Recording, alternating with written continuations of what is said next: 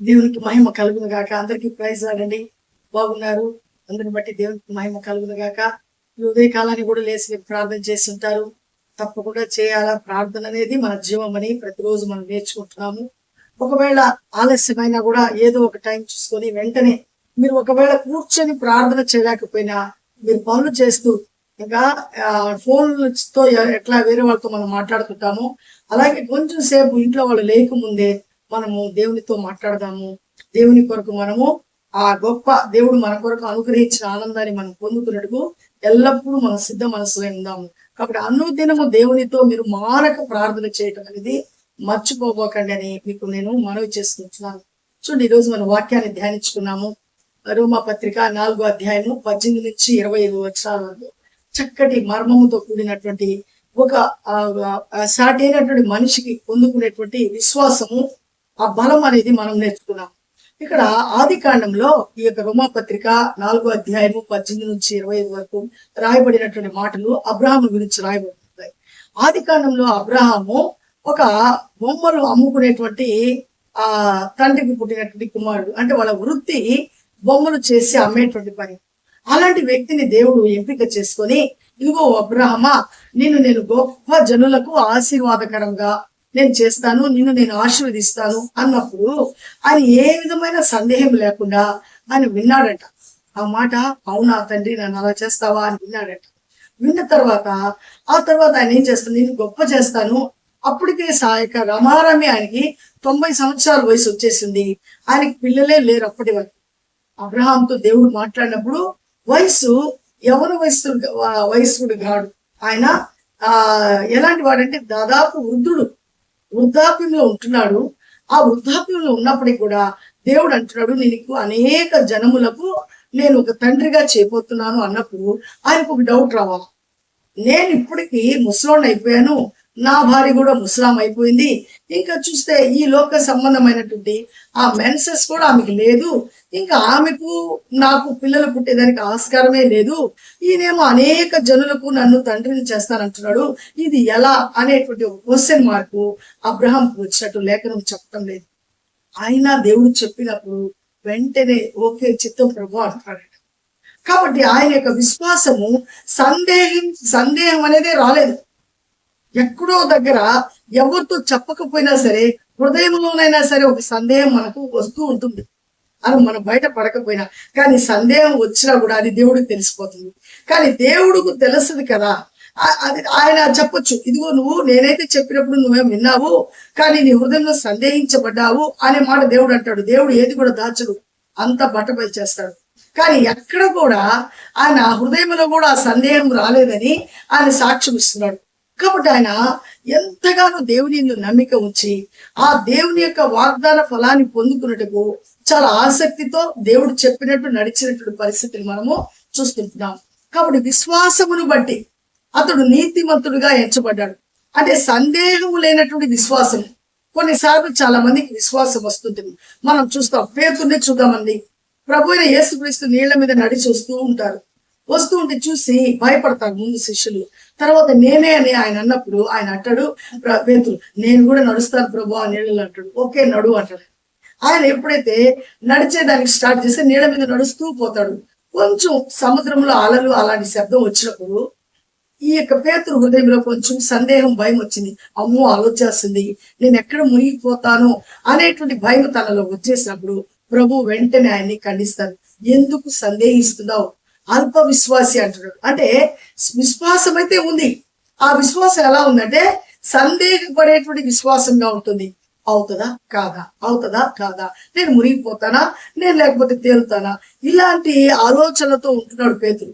ఇదే మాట పేతురుతో అన్నటువంటి ఆ యేసు ప్రభు దేవుడైతే అబ్రహాంతో ఆ రోజు మాట్లాడినప్పుడు, ఎందుకు నేను చెప్తే నువ్వు ఎగతాళిగా చూస్తున్నావు, ఎందుకు నువ్వు నమ్మటం లేదు అనే మాట ఆయన కోసం చేసిండొచ్చు, కానీ చేయలేదు. ఎందుకంటే ఆయనకు ఆ సందేహం రాలేదు.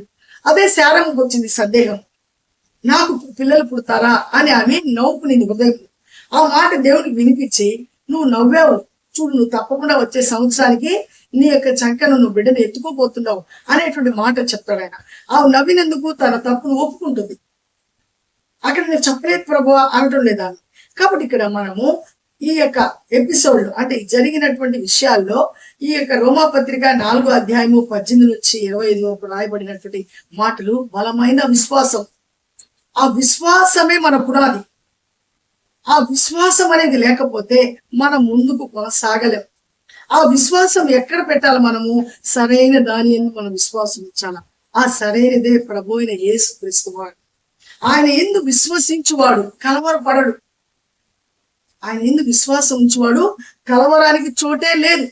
సంపూర్ణమైన విశ్వాసం కలిగి మనం ఉంటే ఇంకా కలవరం ఉండదు, ఏ బాధ లేదు, ఏ చింత లేదు. ఎందుకంటే ఆయన నన్ను గురించి నిన్ను గురించి చింతిస్తున్నాడు.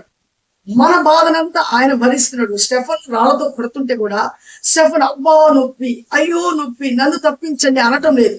ఎందుకంటే ఆ నొప్పినంతా దేవుడికి విడిచిపెట్టి దేవుని మీద ఆధారపడి ఆకాశం తెరవబడుట, సింహాసనం దగ్గర ప్రభు అయిన యేసుక్రీస్తు నిలబడి ఉండుట, ఈ యొక్క సన్నివేశాన్ని చూస్తున్నాడు. కానీ తన దెబ్బలు చూడటం లేదు.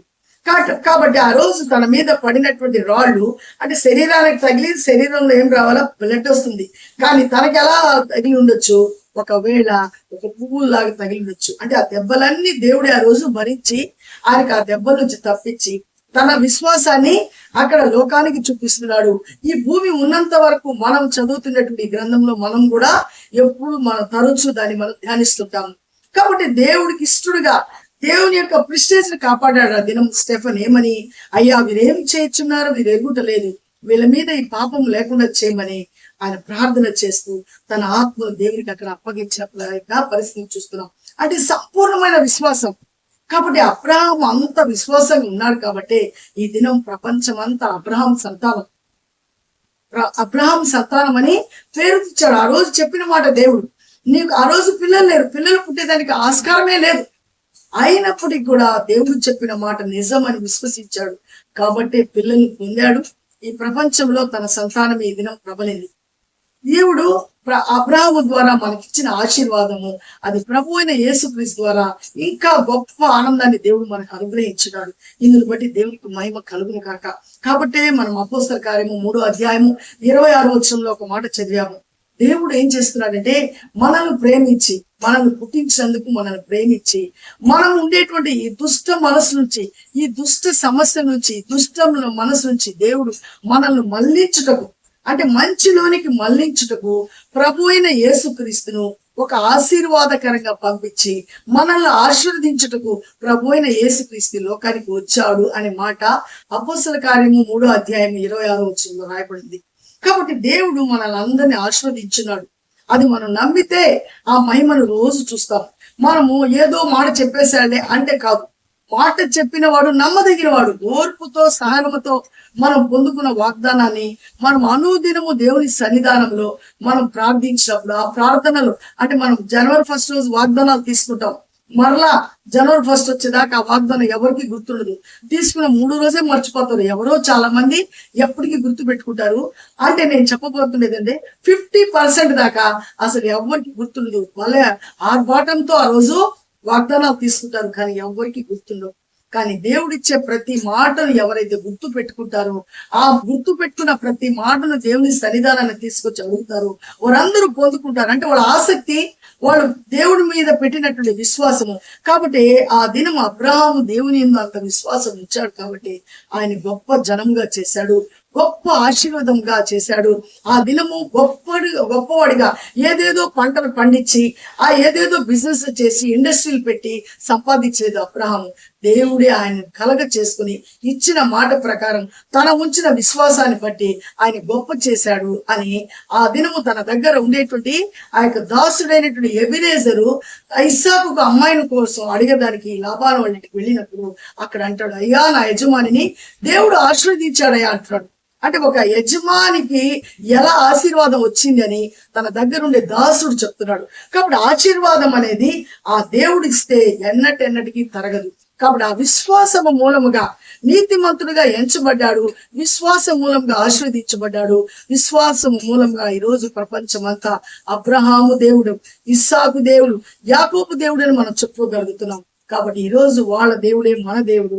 కాబట్టి మనల్ని బలపరిచి నిత్యము మనల్ని నడిపిస్తాడు. కాబట్టి విశ్వసిద్దాము. అబ్రాహాము ఎలాంటి విశ్వాసాన్ని కలిగి దేవుని మీద ఆధారపడి ఇది నీతిమంతుడుగా ఎంచబడ్డాడో అలా మనము నీతిమంతులుగా ఎంచబడి ఆయన నామాన్ని మహిమపడతాము. అట్టి గొప్ప దేవుడు మనకు అనుగ్రహించును గాక. ఆమేన్. పరిశుద్ధుడా, జీవం కలిగిన దేవ, జీవాధిపతి నీ స్తోత్రం నాయనా. నీ మహాకృపలో అద్భుతమైన ప్రేమలో నా తండ్రి ఈ దినం నాయన అబ్రహాముకు నాయన ఇచ్చినటువంటి విశ్వాసము, అబ్రహాము ఏ మాత్రం సందేహించకుండా మీ మీద ఉంచినటువంటి విశ్వాసము, ఏమి పిల్లలు లేనప్పుడు వృద్ధుడైనప్పటికీ తన భార్య వృద్ధురాలైనప్పటికీ కూడా ఇదిగో నీకు అనేక జనులకు నీ తండ్రిని చేయబోతున్నాను అంటే అది ఎలా సాధ్యం ప్రభు అనే మాట అనకుండా తప్పకుండా నీ చిత్తమే అని నాయన లోబడుతున్నాడు. కాబట్టి తను నీతిమంతుడుగా మీరు చేశారు. తనకు కావలసినటువంటి నాయన గొప్ప సంపదలను మీరు అనుగ్రహించారు. ఈ జనములకు నా తండ్రి ప్రపంచంలో ఈ దినం నాయన అబ్రహాము సంతతి ఏలుబడి చేస్తుంది ప్రభా. అవునయ్యా, ఇది మీరు చెప్పిన మాట నిజం నాయన. అతను విశ్వసించాడు కాబట్టి ఆ యొక్క విశ్వాసం తాను ఈ లోకంలో ఉండకపోయినా ఇదిగో నాయన ఆయన మాట వింటుండేటువంటి మేము, ఆయన గురించి మేము ధ్యానిస్తున్నట్టు మేము చూస్తున్నామయ్యా. ఇది నిజం నాయన, మేము నమ్ముతున్నాం నాయన. ఇంకా నమ్మేదానికి నాయన ఆస్కారం లేకుండా జీవిస్తున్నారు వాళ్ళందరి హృదయాలు కూడా మీరు మార్చి ఆ నమ్మకాన్ని ప్రభావ వాళ్ళ హృదయంలో నాయన గూడు కట్టుకున్నట్టు నీ నామని మహిమపరుస్తూ ప్రతి ఒక్కరూ నీతిమంతులుగా హెచ్చబడి నీకు సాక్షులుగా ఉండినట్లు కృపను అనుగ్రహించి ప్రతి విషయంలో సందేహించకుండా సంపూర్ణమైన విశ్వాసంతో ముందుకు కొనసాగే కృపను ప్రతి బిడ్డకు మీరు అనుగ్రహించి ఆశీర్వదించమని, ఏ కొరత, ఏ బాధ, ఏ ఇబ్బంది ఉందో ప్రతి కుటుంబాన్ని మీరు దర్శించి ఎవరైతే నిజంగా మొరపెడుతున్నారో వారికి కావాల్సిన కృపను అనుగ్రహించి ఆశీర్వదించమని, మరలా మీ చిత్తమైతేనైనా మేము కలిసిన పర్యంతరం మీ కృపాక్షేమంలో మాకు తోడుగా ఉంచమని యేసయ్య పరిశుద్ధ నామములో అడిగి ప్రతిమాలు వేడుకుంటున్నాం పరమ తండ్రి. ఆమేన్. అందరికీ ప్రైజ్ ఆడండి. తప్పకుండా దేవుడు అబ్రహామును దీవించిన దేవుడు మనల్ని దీవించున్నాడు. మనం నమ్మితే దేవుని మహిమను చూస్తాము, విశ్వసిద్దాము. ఎక్కడ సందేహం లేకుండా పరిపూర్ణమైన విశ్వాసంతో ముందుకు కొనసాగుతాము. షేర్ చేయండి, లైక్ చేయండి, సబ్స్క్రైబ్ చేయండి, అనేకులకు మన ఛానల్ తెలియచేయండి. ఇంకా దేవుని రాజ్యం కట్టడం మనం అందరం పురిగొల్పుకోదాము, ప్రోత్సహించబోదాము. మరలా మనం కలిసిన పర్యంతం ఆయన కృపాక్షేమములు మనకు మన కుటుంబాలకు తోడుగా ఉంటుంది కాక. ఆమేన్. షలోమ్.